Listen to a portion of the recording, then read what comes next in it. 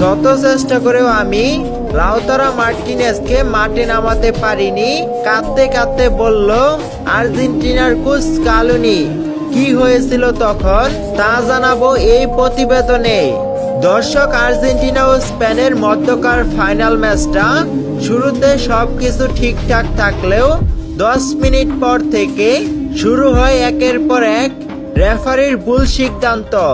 আর্জেন্টিনার coach Scaloni দেশে ফিরে সাংবাদিকদের প্রশ্ন উত্তরে জানায়, আমি বারবার লাউতারা মার্টিনেজকে মাঠে নামাতে চেয়েছি।